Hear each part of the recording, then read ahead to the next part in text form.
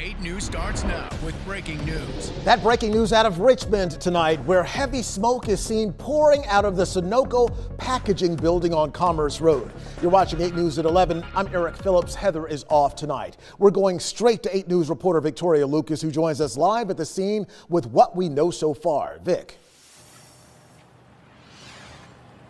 Eric, good evening to you. Myself and our photojournalist, Jacoby Davis, we are right in the thick of this breaking news scene right here. Take a look right behind me. What you're seeing now is a massive presence of Richmond Fire and EMS. Stick with us both on air and online at WRIC.com. For now, we're live in Richmond. Victoria Lucas, 8 News. All right, Vic, thanks. We're also following breaking news out of Brunswick tonight, where deputies are searching for 3 suspects after Friday's deadly double shooting at an Ebony General Store. 8 News starts now with breaking news. That breaking news out of Chesterfield tonight, where 8 people are without a home after a fire destroyed their house. You're watching 8 News at 11. I'm Eric Phillips. And I'm Heather Hope. Fire officials say 2 of those people are in the hospital with serious injuries. The fire happened this evening on Genito Road. Officials say everyone inside the home was able to escape. An adult and juvenile took themselves to the hospital. We're working to find out the cause of the fire, so stay with 8 News both on air and online for updates. 8 News starts now with breaking news.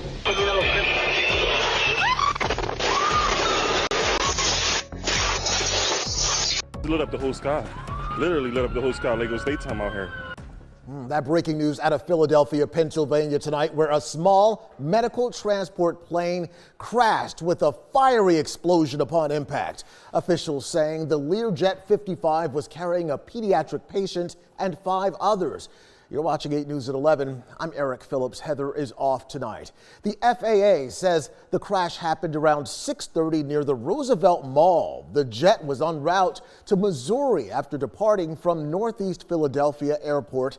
Several homes and cars were impacted by the crash. The company that operated the jet, Rescue Air Ambulance, says it can't confirm any survivors. Our Philadelphia affiliate WPVI spoke with a witness.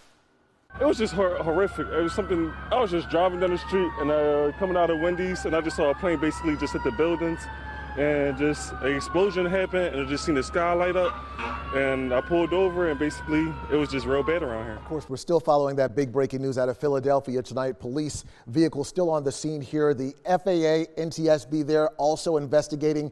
Please continue to follow us at WRIC.com, and then again tomorrow morning. 8 News starts now. Did you see that? It was illuminated bright yellow underneath, and there was a spray of sparks on the underside of the plane. The helicopter obviously was in the wrong place at the wrong time. I think for all of us, we have lost family. It's heart-wrenching to know that no one was able to be saved. Our mission is to understand not just what happened, but why it happened, and to recommend changes to prevent it from happening again. That we are going to get to the bottom of this investigation, not in 3 years, not in 4 years, but as quickly as possible.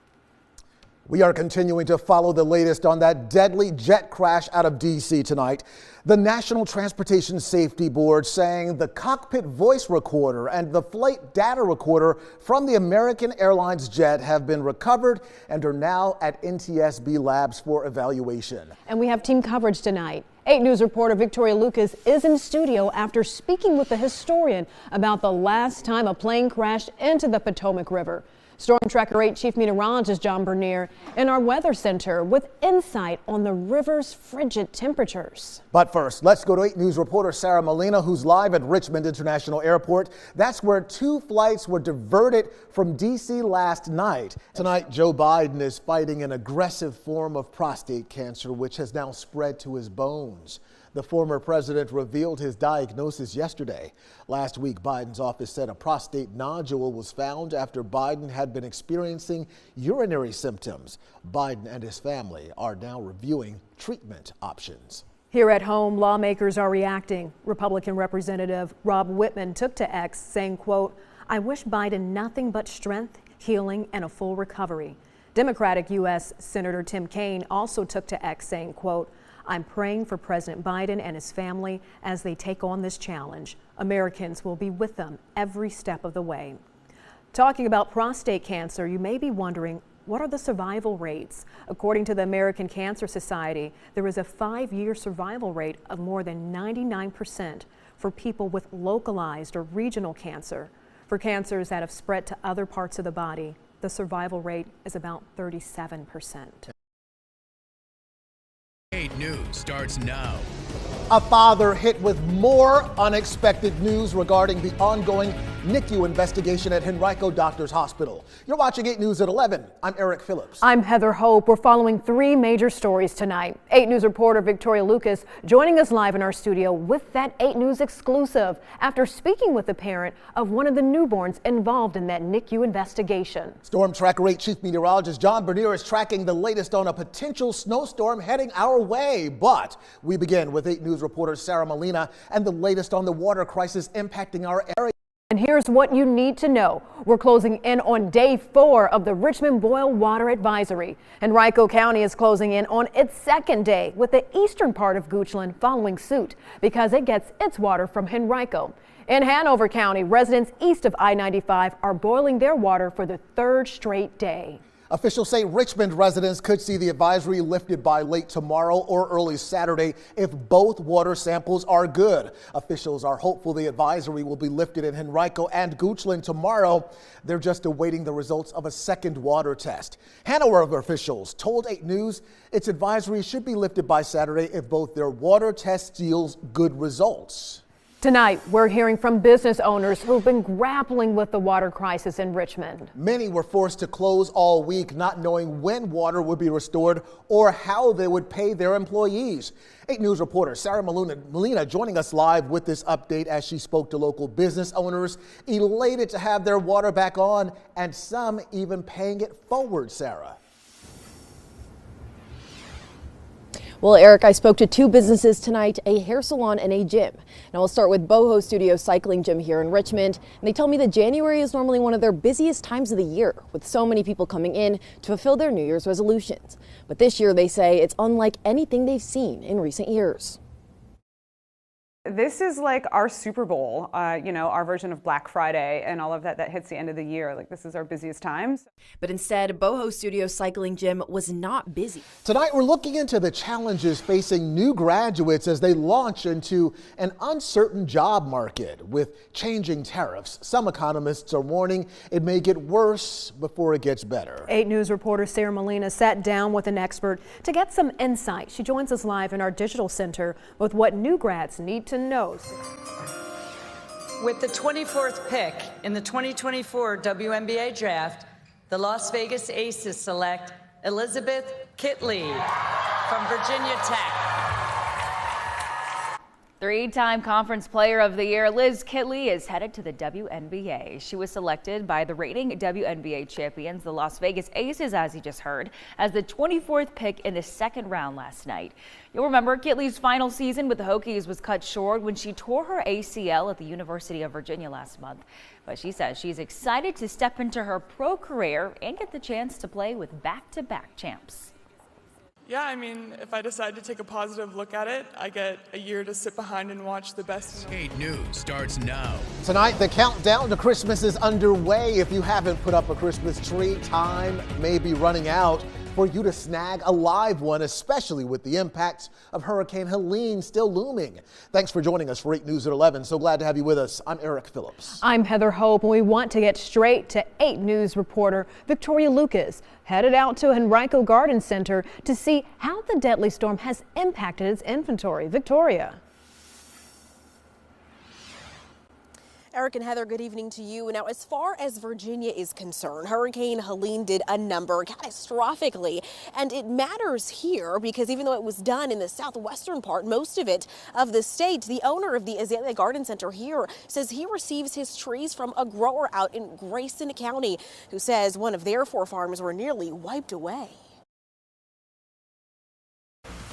All right, friends, the big winners so far have been down in the Virginia Beach area where they've got almost 10 inches of snow.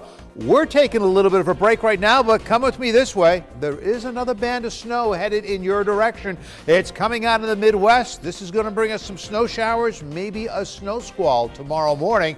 Come on with me this way. We're going to talk about when the snow's going to get on out of here, when the sun's going to return, and also the latest on who's got school tomorrow and who's like my students at VCU. It's a Fuzzy Bunny Slippers Day for them. 8 News at 11, it's starting right now. Tonight, the snow is still coming down across parts of central Virginia, with even more expected through tomorrow morning. You're watching 8 News at 11. I'm Eric Phillips. I'm Heather Hope. Many school districts in our region are keeping their doors closed tomorrow, including Chesterfield, Henrico, Hopewell, and Petersburg. Richmond City has opted for a virtual learning day. So with all this winter weather, we're bringing you live team coverage tonight. Storm Tracker 8 reporter Sarah Molina is live in Chesterfield with the latest on our road conditions. But first, let's go straight to Storm Tracker 8 Chief Meteorologist John Bernier for the latest on our snowy forecast. John. All right, well, we're taking a little break now as this round of snow has tapered off on schedule for us here. 8 News starts now.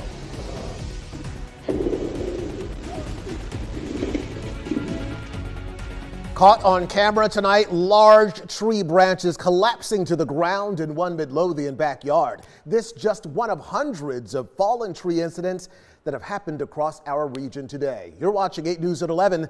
I'm Eric Phillips. I'm Heather Hope. Fallen trees and the recent winter weather also sparking power outages across central Virginia. So take a look at your screen now. More than 25,000 Dominion Energy customers are without power. The majority of those outages are in Henrico. You're watching 8 News at 11, the news where you live. Our producer describing this scene as heck of lightning and crazy rain. I mean, look at it go from the east to the west. Stay right where you are as JB, Eric, and I, well, I'll be right back. Tornado went right over the building. Oh, wow. Guess what? What's that? Same type thing happened to TV8. Come with me this way. Come on over. We're going over to talk to Heather. These are pictures from back on May 9th, 1984. This is when we had this storm that came through the area here. Across the country tonight, several aftershocks have been reported after a 5.2 magnitude earthquake shook Southern California this morning. The U.S. Geological Survey says the quake was centered in San Diego County, but was felt as far north as Los Angeles. Reggie Novenario was 35 floors up, working on a downtown San Diego skyscraper when he felt the shaking. We didn't know what it was. Like the guys on top, you know, they're moving, they're on the side of the building and they could fall off. Thankfully, no injuries or damage have been reported tonight. Officials remind you to drop, cover, and hold when experiencing an earthquake.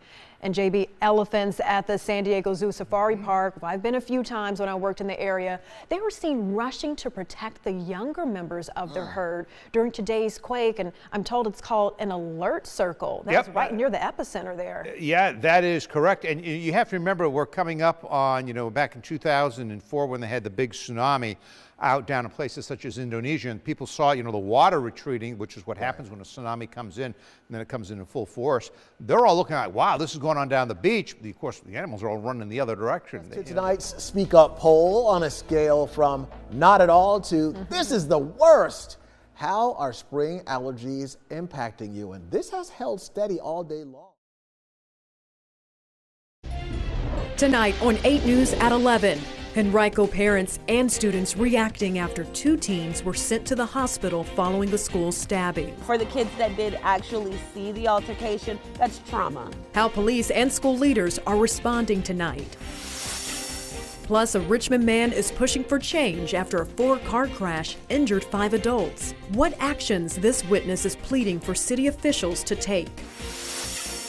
And police still searching for the gunman who fatally shot the CEO of United Healthcare. This was a premeditated, pre-planned, targeted attack. The latest details from New York City.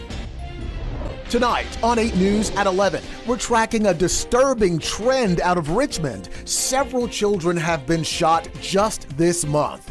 Why do people not care about life as much as they should? The latest information from police. And more troubles in the sky. It was just coming down in that 45 angle and it went straight into the water. what we know so far about the victims of the New York helicopter crash. 5 cents at the register, but it could be a lifetime in the landfill. I'm Sarah Molina reporting in Richmond with everything you need to know about the city's proposed plastic bag tax. He informed me that I was going 61 miles an hour in a 35. Richmond's police chief standing before a judge after being pulled over for reckless driving. What punishment the chief was given. Very disheartening that every email I get says, "Thank you for dealing with this inconvenience." Nah. Well, residents at one Richmond apartment complex are fed up with ongoing elevator issues. How the apartment's management could be violating the Fair Housing Act. Well, coming up on 8 News at 9, we're sitting down in studio with a couple of special guests, how Boys to Men mentoring is changing the game.